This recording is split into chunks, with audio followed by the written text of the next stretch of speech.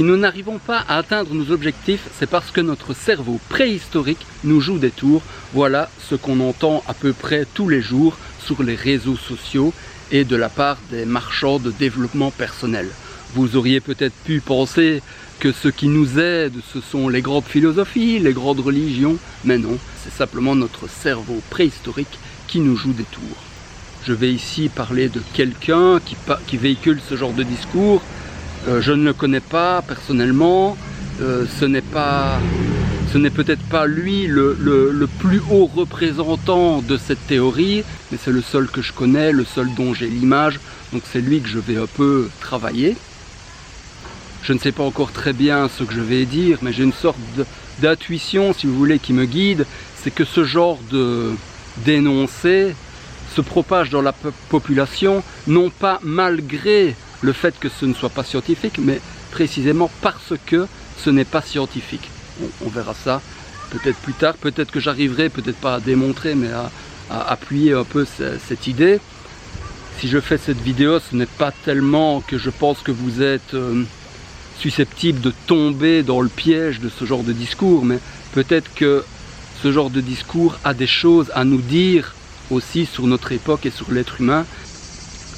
Cette vidéo n'est pas très ambitieuse parce que ce que je vais faire, c'est pas de grandes démonstrations, de grandes conférences, c'est juste pointer vers une direction et tracer de grands axes. Mais cette vidéo est ambitieuse parce que quelque part c'est une lutte à mort ici pour les idées. Je suis coach en relation et la vision qu'on a de la nature humaine est très importante parce qu'elle va déterminer la direction dans laquelle nous allons travailler. Elle va déterminer ce que nous pouvons faire pour augmenter le potentiel humain.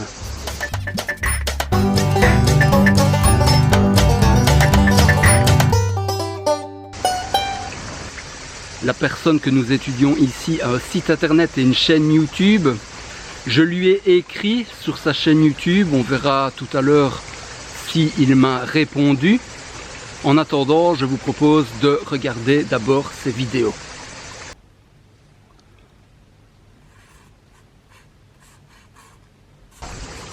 Pour mettre quelqu'un en PLS, vous devez stabiliser ses points d'appui, donc à deux endroits différents, la théorie et la pratique, de façon à ce qu'il puisse cesser de nuire aux autres, mais aussi cesser de se nuire à lui-même. Et si je te dis que tu avais enfoui au fond de ton cerveau un mécanisme datant de la préhistoire qui te sabote la vie, un mécanisme responsable de tes échecs et qui t'empêche d'atteindre tes objectifs. Tu me prendrais pour un fou, pourtant c'est exactement ce que les études en psychologie évolutionniste nous enseignent. Des études menées par de très grands scientifiques comme Richard Dawkins, Edward O. Wilson ou David Bruce. Peu importe ce que tu veux atteindre dans ta vie, plus d'argent, une promotion, trouver l'amour ou lancer ton entreprise, tu ne le sais pas encore, mais ce mécanisme te pousse à ne pas atteindre tes objectifs. Ici, je ne sais pas si vous avez remarqué, mais quand il cite les noms des scientifiques, en fait, il se trompe dans le mot, ou bien c'est celui qui fait le montage qui s'est trompé, peu importe. Mais quelque part, c'est aussi à son avantage, quelque part, parce que c'est la preuve que quelque part, il s'en fiche un peu de ce genre de théorie, et à mon avis, ce n'est pas vraiment sa pensée profonde, mais c'est juste un vernis qu'il est allé chercher pour parler de sa méthode, qui est peut-être très bien sa méthode, mais le problème c'est le vernis, et le problème c'est pas que lui en parle, mais que c'est que les gens l'écoutent et que ce genre de vernis est dans l'air ambiant et que tout le monde gobe ça, tout le monde trouve ça normal. En fait, il y a une partie de ton cerveau qui n'a pas évolué depuis 300 000 ans. Époque à laquelle notre espèce Homo sapiens vivait en bande de 50 à 100 individus. Et à l'époque, ce mécanisme était crucial pour notre survie, comme je vais te le montrer dans un instant. Mais aujourd'hui, les temps ont changé et ce mécanisme de survie est devenu inutile. Pire encore, il joue en ta défaveur. Parce que notre environnement n'a plus rien à voir avec celui des chasseurs-cueilleurs de l'époque. Et dans cette courte vidéo, je vais te montrer pourquoi la partie archaïque de ton cerveau te sabote la vie et t'empêche de passer à l'action. Quel est précisément ce mécanisme de survie qui te plombe et comment j'ai développé la méthode MDC pour le neutraliser et arriver à faire ce que beaucoup de gens pensaient infaisable. C'est la même méthode qui a permis à des dizaines de personnes que j'ai accompagnées de reprendre leur vie en main et de vivre leurs rêves. Je sais, ça sonne dev perso bullshit. Pourtant, je t'assure, c'est loin d'être une énième méthode miracle, grâce à laquelle tu vas devenir riche, avoir un six-pack ou être avec une top modèle, simplement en visualisant ou avec des bonnes ondes. Donc le problème n'est pas du tout que les hommes désirent des top modèles et ce genre de choses-là. Le problème, c'est juste qu'ils ne connaissent pas la bonne méthode pour y arriver. Et lui, Katana, le coach, il connaît la bonne méthode. Et si j'ai réussi à devenir ce que je suis aujourd'hui, c'est parce que j'ai pu reprogrammer mon cerveau et neutraliser la partie chasseur-cueilleur qui m'empêchait de sortir de ma zone de confort. Parce qu'il faut bien que tu te dises que si tu n'as pas la vie que tu veux, c'est tout à fait normal et ça n'est pas de ta faute. D'un point de vue scientifique, ça s'explique parfaitement. Notre espèce Homo sapiens est apparue il y a 300 000 ans et a vécu de la même façon pendant 290 000 ans. On a donc développé tout un tas de schémas adaptatifs optimisés pour ce mode de vie. Parce que oui, les conditions de vie telles qu'on les connaît aujourd'hui ne représentent qu'une infime partie de l'histoire de notre espèce. On a inventé l'agriculture il y a seulement 10 000 ans et l'industrie il y a moins de 200 ans. Et avec ça, on est rapidement passé de tribus nomades de 50 à 100 individus à des groupements sédentaires de milliers de personnes. Mais ton cerveau n'a pas eu le temps de s'adapter, il est resté le même. Et s'il veut que tu restes dans ta zone de confort, c'est pour te protéger et t'empêcher de mourir. Sauf que ça n'a plus de sens au 21e siècle. Par exemple, tu sais que tu dois aller à la salle pour te maintenir en forme, mais tu restes sur ton canapé à regarder Netflix. En fait, ça a du sens. Dans ton inconscient, ton cerveau de chasseur-cueilleur te dit « Pourquoi est-ce que je vais aller brûler de précieuses calories et faire des efforts pour rien ?» Parce qu'à l'époque, ton dialogue interne, c'était plus quelque chose du genre « moi, seulement bouger pour aller chasser et manger ». Pareil pour cette fille à qui tu veux parler. Tu n'y vas pas parce que tu as peur de te faire rejeter. Et parce qu'il y a 300 000 ans, se faire rejeter, ça signifiait être exclu du groupe, et ça, c'était la mort. Et c'est le même principe pour toutes les choses qui te demandent de sortir de ta zone de confort. Donc, si aujourd'hui tu ne veux plus juste d'un job alimentaire, d'une copine et d'un toit au-dessus de ta tête pour dormir, c'est contre ce schéma qu'il va falloir lutter. Dis-toi bien que ton cerveau de chasseur-cueilleur est très content de la situation dans laquelle tu es. Parce qu'il y a 300 000 ans, il n'y avait ni Rolex, ni six-pack, ni villa de luxe. Homo sapiens était essentiellement préoccupé par les besoins de base de la pyramide de Maslow, à savoir manger, boire, dormir, respirer et se reproduire. Cela fait longtemps que les réflexions philosophiques et les découvertes anthropologiques convergent pour nous montrer que tout cela est faux et que l'homme paléolithique n'était pas du tout un imbécile. Ça a commencé déjà avec la découverte des Indiens d'Amérique. Les jésuites étaient chargés de civiliser ces Indiens et parfois ils étaient bien embêtés parce que les Indiens qu'ils avaient en face d'eux représentaient une civilisation qui n'avait rien à envier à la civilisation occidentale. En regardant celle-ci, les Indiens se disaient souvent « mais qu'est-ce que c'est que cet esclavage qu'on voit dans toute votre société? Regardez-nous, nous sommes libres. Si vous nous donnez de l'argent, nous n'en voulons pas parce que c'est ce qui vous a servi. » Et les jésuites étaient bien embêtés parce qu'ils voyaient, ils disent ça dans leurs lettres, ils voyaient que les Indiens d'Amérique avaient en général un niveau de raffinement d'esprit supérieur à ce qu'ils avaient dans leur propre pays européen. Et puis l'anthropologie a continué sur cette voie et pendant tout le XXe siècle, on a eu toutes sortes de confirmations de cette idée. Il y a encore eu un livre qui est sorti il y a quelques années de David Graeber qui s'appelle « Au commencement de l'humanité », un truc comme ça. Et il y a beaucoup d'exemples qui nous montrent, qui vont tous dans le même sens, pour nous dire que l'homme n'était pas du tout un imbécile et qu'il faut en sortir, en finir avec l'idée d'enfance de l'humanité.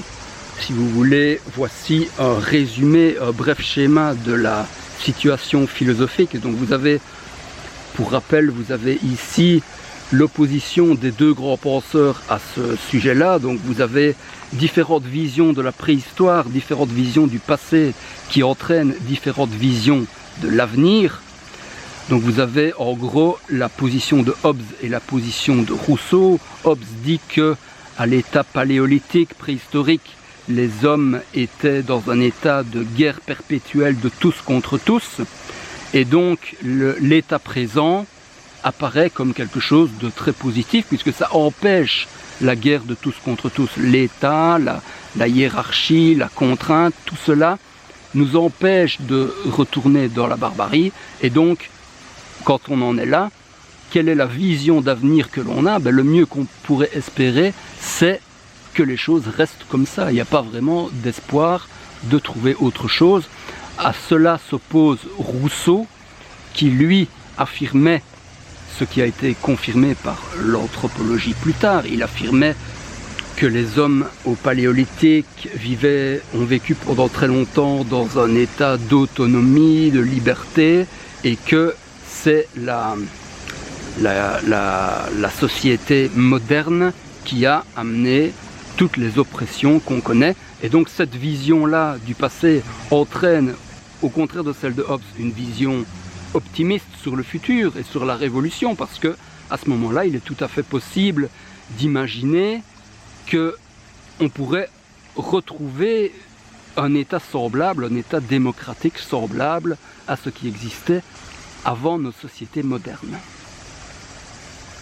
Et en gros, Graeber rajoute quelques subtilités. Par exemple, au moment de Rousseau, tout ça s'est passé en un éclair, et Graeber précise un peu ce qui s'est passé pendant les 10 000 ans du paléolithique supérieur. Donc on est dans les détails par rapport aux 200 000 années ou 300 000 années du paléolithique. Et donc tout ceci met en question aussi l'affirmation selon laquelle il y avait eu au paléolithique une pression évolutive qui poussait les gens à se focaliser sur leurs besoins primaires. En réalité, c'est plutôt le contraire. On voit c'est avec l'avènement de la modernité et de l'oppression moderne qu'une pression apparaît qui amoindrit l'être humain. Voilà l'essentiel de ce que je voulais dire au point de vue théorique. J'ai été assez schématique, j'espère que je ne vous ai pas perdu. Maintenant, on va passer au volet pratique. Alors là, je précise que mon intention n'est pas du tout de juger la globalité du travail de ce monsieur. Je ne cherche pas du tout à faire cela. Je cherche seulement à le mettre en PLS, et pour cela, j'ai juste besoin de voir la théorie que je combats et d'illustrer comment sa théorie peut déteindre sur sa pratique. Et donc j'ai seulement à aller trouver un exemple, une illustration, que par cette méthode, il ne trouve pas de bonne solution. J'ai cliqué sur la première vidéo et j'ai trouvé un exemple pratique. Il enseigne aux gens à répondre aux critiques, et il y a quelqu'un dans le public qui se propose en adversaire et il répond, Katana répond à ces attaques, ces critiques. Il faudrait que tu fasses un travail sur toi. Qu'est-ce que tu entends par faire un travail sur moi? Aller voir un psy. Ok. Un thérapeute. Selon toi, qu'est-ce que ça pourrait m'apporter? Tu serais plus blessé. En quoi est-ce que ma blessure, ça pose problème, ça te pose problème? Tu comprends pas la critique. Comment est-ce que quel conseil tu pourrais me donner pour que je comprenne mieux la critique, pour que je l'accepte mieux? Puisque toi, tu as l'air en fait d'être assez serein face à ça. Quel conseil tu pourrais me donner? J'ai pas le temps, c'est pas mon travail. Ça vient, hein. Coup de boule. C'est vrai qu'elle est forte là-dedans. Ok. Est-ce qu'il y a un moment où tu aurais du temps à m'accorder pour me parler de ça, parce que ça m'intéresse? Non. Ta Google, c'est gratuit. Hein? Non, ta Google, c'est gratuit. Ok. Est-ce que tu as déjà fait des recherches sur Google à ce niveau-là? Qu'est-ce que tu peux me conseiller comme mot-clé, par exemple? J'ai pas besoin. Moi, je suis pas si fragile. Ok. Qu'est-ce qui fait que tu n'es pas fragile? Donne-moi ton secret. Ce serait trop facile. En quoi est-ce que la facilité, c'est un problème? Alors ici, je crois que vous serez d'accord avec moi pour dire que ce qui fait n'est pas nul, parce qu'il aide quand même ses élèves à répondre quelque chose d'intelligent et à réfléchir avant de répondre. Maintenant, ce qui me frappe, c'est qu'il enferme ses élèves dans une posture de questionnement, comme si... voilà, donc il met ses élèves dans une posture de demande. Alors, et ça va peut-être agacer l'adversaire d'être toujours dans une posture de demande de justification et ce genre de choses. On est dans une posture de demande et pas dans une posture de don. Et aussi, ce qui me frappe, c'est que jamais, à aucun moment, il ne pense que sa mission, c'est d'aider son adversaire. Il pense toujours que sa mission, et ça il le dit ailleurs dans sa vidéo, sa mission c'est d'apprendre quelque chose. Donc ce n'est pas nul, mais quand même, apprendre quelque chose, est-ce qu'il n'y a pas vraiment un objectif plus élevé à se donner que simplement d'apprendre quelque chose? Est-ce qu'on n'a pas aussi quelque chose à construire avec le partenaire? Quelque part, ce qui me frappe, c'est qu'on n'est pas ici dans une relation humaine, on est plutôt dans une sorte de joute animale. Je ne sais pas si cette façon de faire trouve son origine dans le darwinisme, le néo-darwinisme, ou peut-être que c'est l'inverse, peut-être que c'est parce qu'il réagit comme ça, parce qu'il a peur des autres, qu'il adopte la vision darwinienne.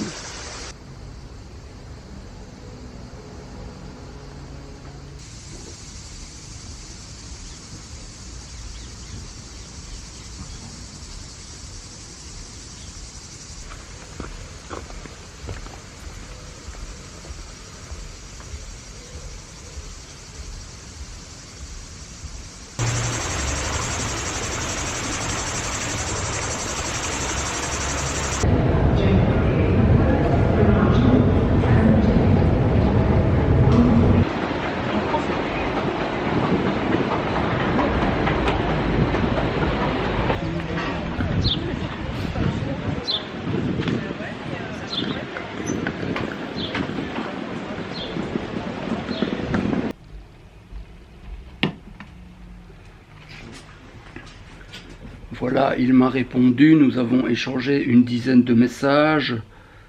C'est assez compliqué de parler avec lui parce qu'il est toujours dans une logique de défense de territoire. Et par exemple, il dit quasiment systématiquement, quand je fais un raisonnement, soit il fait comme s'il n'avait pas compris, soit il ne comprend pas.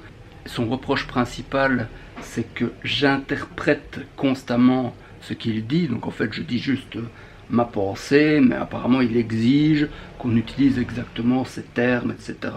Et il ne reconnaît pas sa pensée quand elle est formulée différemment. Tout ça, il est toujours dans une logique de défense du territoire, de contrôle du cadre. C'est peut-être pour impressionner ses auditeurs et pour garder la position de dominant sur son site internet. Mais bon, peu importe. De toute façon, la conclusion pratique, c'est que ça ne donne pas envie de prolonger la conversation parce que je ne me sens pas du tout écouté.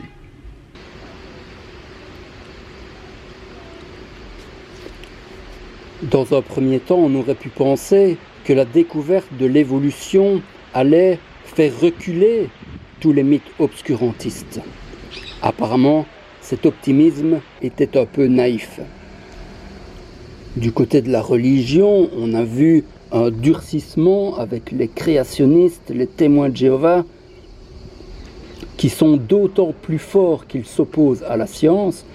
Et du côté athée, on a aussi un durcissement et un enracinement de la croyance qui semble à nouveau d'autant plus fort qu'il s'oppose à la science.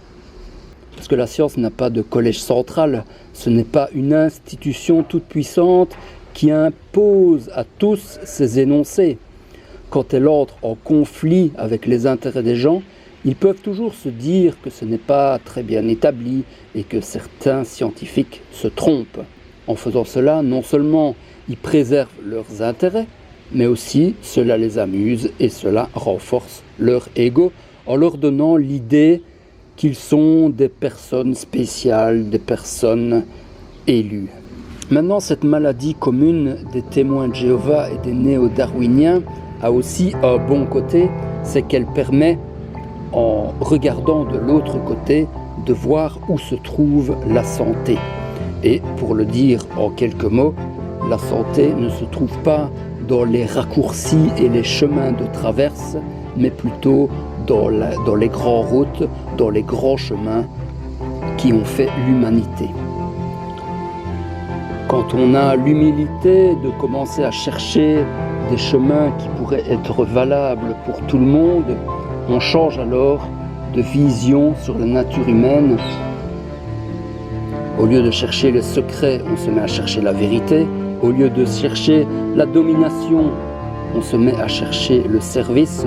Au lieu de chercher à ce que les autres à notre contact se sentent petits, on se met à chercher à ce que les autres à notre contact se sentent grands.